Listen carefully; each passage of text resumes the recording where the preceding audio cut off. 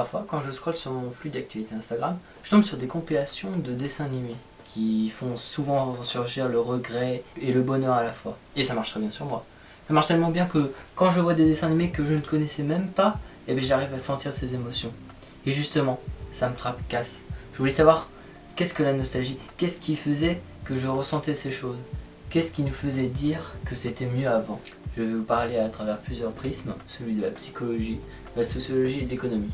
Mais avant, je voulais revenir sur l'étymologie de la nostalgie. Le mot nostalgie est composé de deux mots grecs. Le premier voulant dire retour et le second voulant dire souffrance. Ce qui fait que littéralement, la nostalgie est un retour à la souffrance. Un état d'âme lié à un passé regretté. Il existe deux types de nostalgie. La nostalgie personnelle, qui se base plus sur notre vécu, nos souvenirs, nos expériences. Et la nostalgie historique, qui se base sur quelque chose qui nous dépasse, des moments du passé, des faits rapportés, bref, quelque chose que nous n'avons pas vécu personnellement. Et pourtant, elles ont toutes les deux quelque chose de commun, une vision biaisée de la réalité. La nostalgie personnelle, comme ça se base sur nos souvenirs, nous avons plus tendance à nous souvenir des souvenirs heureux que quelque chose de malheureux. Ce qui fait qu'on a une version idyllique de nos propres souvenirs. Et pour la nostalgie historique, c'est à peu près pareil. Au fil de l'histoire, nous avons fait le tri des choses que nous préférons nous souvenir, ce qui fait que nous avons la meilleure version du passé, qui presque une version utopique de notre passé. Et justement, c'est cette opposition entre passé et futur qui est la principale thèse de Heidegger. En effet, il nous dit que l'angoisse est la disposition fondamentale qui nous place face au néant.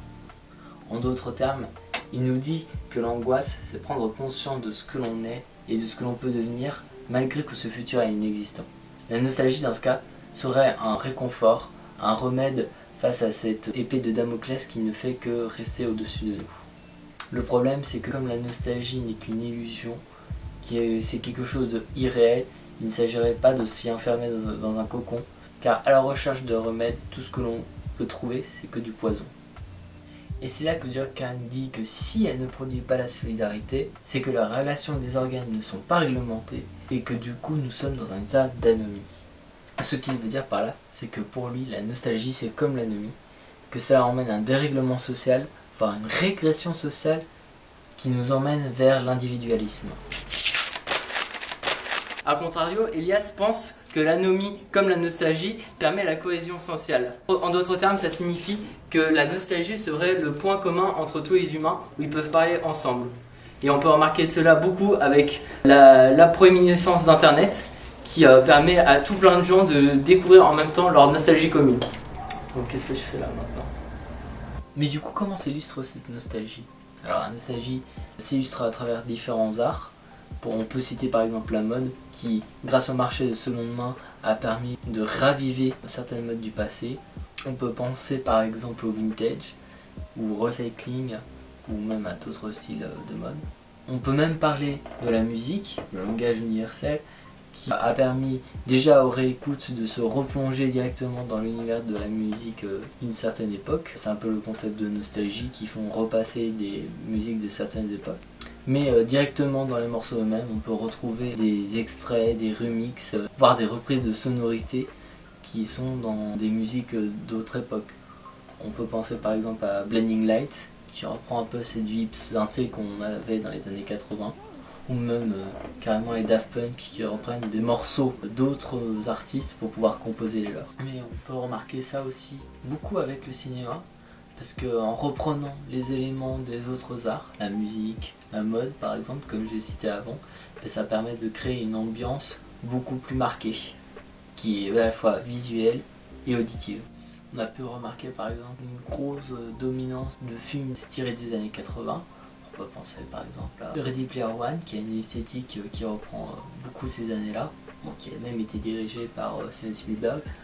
Chez Netflix, il y avait Stranger Things qui avait plutôt bien marché, et il y en a plein d'autres. Même si on voit déjà arriver une mode de la nostalgie des années 2000, qu'on retrouve dans les TikTok par exemple. Leur point fort, c'est qu'elles arrivent à titiller la nostalgie personnelle des personnes qui avaient vécu ces années-là, mais en même temps toucher avec la nostalgie historique les générations plus récentes qui eux n'avaient pas vécu les années 80. Et qui du coup peuvent le voir un petit peu comme une idylle. Et récemment je suis tombé sur un live qu'avait fait Karim Debache, ex-chroniqueur sur jeuxvideo.com, et qui a fait de très belles émissions sur le cinéma. qui nous disait... Il y a quasiment plus aucune occurrence de film dans le monde qui ne soit pas directement bourré, pétri d'une nostalgie hyper chelou, quoi. Les années 2010, les films qui marchent au box-office, tu prends les 50 films qui ont le plus marché au box-office, hors Pixar, c'est que des suites, des remakes ou des trucs qui font référence à des machins. Il n'y a plus rien d'autre. Cela montre quand même que déjà il y a un certain ras-le-bol de revoir cette nostalgie, mais en plus que ça marche, hein. Les producteurs ils investissent dans ça, ils savent que ça leur rapporte de l'argent et du coup ils peuvent capitaliser facilement dessus. Quand on regarde les tableaux, il y a 2010 là, mais 2020, même si ça fait que commencer, c'est la même chose. À part les films chinois qui, avec leur population, un public assez large, sans compter sur le reste du monde, on a beaucoup de choses qui se basent déjà sur quelque chose, et c'est un peu la prédominance des licences. Mais du coup, pouvons-nous faire quelque chose face à la nostalgie? Bien justement, la réponse elle se trouve ironiquement aussi dans les années 80, dans un film que j'affectionne tout particulièrement.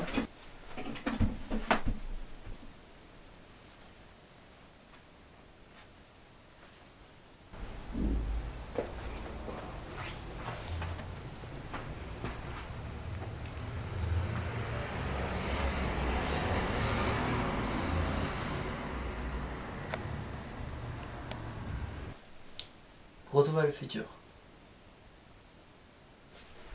Bon, plus sérieusement, Bob Gale disait quand il parlait de Retour vers le futur que son film était un peu anti-nostalgique, car dans les années 80 il y avait une prédominance de la nostalgie pour les années 50, on les idéalisait. Justement, il profite de son film pour présenter un personnage totalement étranger à ça, à cette époque que tout le monde idéalise, et montrer un peu les travers, ce que c'était vraiment, ce qui s'y passait vraiment, et pourquoi ce n'était pas si parfait. C'est peut-être ça ce qu'on devrait chercher avec la nostalgie. C'est pourquoi les choses sont comme ça. Au lieu de s'obstiner à aller chercher dans le passé, essayer d'utiliser notre passé pour avancer vers l'avenir.